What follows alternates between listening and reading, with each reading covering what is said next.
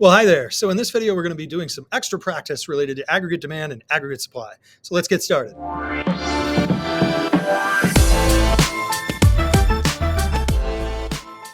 Okay, so the first part says, assume the economy is at full employment. And they're always going to tell you whether the economy is at full employment, whether they're below, they're in a recession, or above, they're in an expansion. And in this one, they're just already at the full employment level. So now it's saying there's an increase in net investment. That is just investment spending. And so there's more investment spending. So I would say increase aggregate demand because I is part of AD.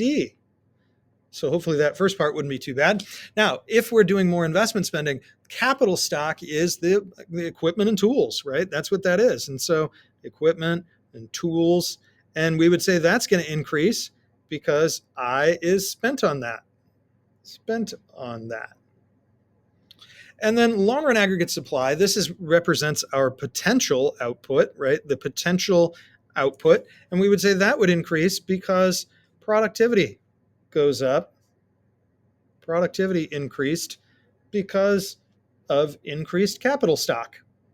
So capital stock is just a fancy phrase that just means more tools and machines. And if you have more tools and machines, your workers are more productive and you could produce more stuff, potentials, right, in the long run. We would also say that increase in output, which is just the actual amount of Y also. And that's because aggregate demand increased. And so really kind of there's two underlying features happening here. Both of these are a little bit easier to think about, I think, when we actually put the model together, when we put AD and AS in the same spot. But really here we're just saying in the actual amount is going to rise because we literally spent more money. And in the long run, the capacity will rise because you have more capital and equipment. Let's take a look. B, explain how the increase in investment will affect a country's production possibilities curve. Well, for this one, if we know that there's more potential I or potential Y, more output, we would say that the shift would be a shift out because increased LRAS means more capacity to produce. And literally, if we have more capacity to produce, our production possibilities curve for a whole country is going to shift outwards. Let's take a look at number 2. Suppose the Mexico decreases its tariff rates on all of its imports of automobiles from abroad. Excuse me. So who's going to benefit or will they be hurt, right? So it's asking, will they benefit? And we would say Mexican consumers would benefit, yes, because lower tariffs will lower prices for consumers, prices, and gives, well, actually, let's just leave it at that. Let's just leave it there. Lower tariffs will lower prices on imported cars. We'll just say that, right? So imported cars. And I think that's a good enough reason to just say why they would be benefited. Now, what about the Mexican automobile manufacturers? Well, are they going to benefit from the lower tariffs? No, because foreign cars will potentially be cheaper and compete with domestic cars. And domestic meaning the ones that are produced within this economy. And so really we're just saying here that the Mexican automobile manufacturers would look at that question very differently from the people who are actually looking to buy the cars. Now let's take a look at number 3. Assume an economy experiences greater demand for its exports. As a result, export-oriented industries increase expenditures on new container ships and equipment. New ships and equipment. Ooh, what does that sound like? Which component of aggregate demand? Investment spending. I, because tools and equipment. Right? What's the impact on long-run aggregate supply? We would say an increase because increased I, therefore increased capital. And this is a really important link chain, important, more capital stock, therefore increased productivity. And so ultimately, we need to say that the investment spending is going to be on new capital equipment, right? That's the container ships and the equipment. That's going to lead to more productive capacity or productivity, and that's going to increase the LRAS. We can't leave out any of these interlying links because just an increase in investment spending doesn't directly affect aggregate supply. It's only when the investment spending is on new equipment and machines, and then only when that equipment and machines leads to more productivity will that actually change aggregate supply. Let's take a look at the multiple choice questions from this topic. Number 1, the aggregate demand curve assumes that. Now, first I'm going to tell you that this is a really tough question because it's got several different possible choices that all sound really, really correct, right? So we're going to parse each one very quickly here. As the price of a good or service increases, nominal wages decrease.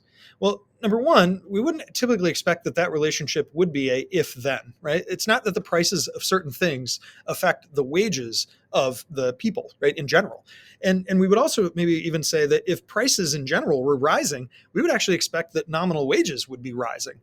So really, this one is just wrong on a couple of different ways.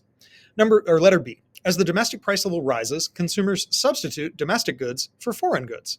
Well, this is saying that they actually start substituting in, right? Substituting in these domestic goods instead of foreign goods. And that's a weird, that's backwards, right? It's not that they're substituting the domestic goods for foreign goods. It would actually be the opposite way. They would want to buy more foreign goods instead of more domestic goods. So we're going to rule out B. That one's going to be tricky though, right? It depends on kind of how you're reading that. C, all prices and total consumer incomes are constant. That's not true. We know that's not true because we have Y and price level, and we know that aggregate demand is downward sloping. So obviously there's some connection here with price levels, so we can rule out C. They're not constant, right? They go up and down. D, changes in the price level affect real wealth. And that is true, right? That is absolutely true. And in fact, the real wealth is one of the reasons why the aggregate demand curve is downward sloping. So D is our correct answer here. And it is because this is one of the reasons why aggregate demand is downward sloping. We called it the wealth effect. And so I'm just going to rewrite that right here and say, if this one is confusing to you, go back and look at the wealth effect. That's what that one's saying. Now, letter E, nominal interest rates rise as price levels decrease. Again, that's actually backwards. As price levels rise, we would expect nominal interest rates to rise, not the other way around. So we're going to rule out E. Number 2, an increase in consumer confidence will result in which of the following in the short run? So consumer confidence will lead to more consumption spending, and that will increase aggregate demand. So we're looking for a rightward shift, D. Number 3, an increase in the purchases of newly constructed houses will result in which of the following? Well, we know new construction is part of investment spending. So there's more investment spending, more aggregate demand. And then let's take a look here. Aggregate demand will increase as a result of an increase in investment spending. B, there's our right answer. Number 4, an increase in which of the following would cause the aggregate demand curve to shift to the left? In other words, what would cause it to decrease aggregate demand? Consumer confidence or optimism. Well, that wouldn't be a decrease. It would be the other way around. An increase in population. No, because that would make us have more spending. Cost of resources. That's not going to affect aggregate demand. That one affects SRAS. So that one's wrong. Income taxes. If I increase income taxes, that's going to make C go down, and therefore aggregate demand goes down. D is our right answer. An increase in net exports, that would cause aggregate demand to go up. Number 5, which of the following statements best describes the impact of a decrease in Japanese income on aggregate demand in the United States? Well, the Japanese people, if they have lower income, they're not going to buy as much American exports. They're not going to buy American goods and services. And so there will be less aggregate demand in the United States because of less XN. So we'll say USA XN go down, aggregate demand goes down. Let's see if there's an option that lines up with that. No change? No, that's not going to be right. B, aggregate demand will decrease because the demand for U.S. exports decreases. That's what we're looking for. B is the right answer.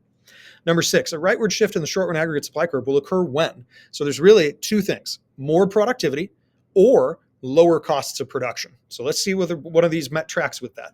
Exports exceed imports? No, that's going to be aggregate demand. We can rule that out. Money supply increases? No, that's just going to change interest rates. That's not part of SRAS. Prices of imported raw materials increase.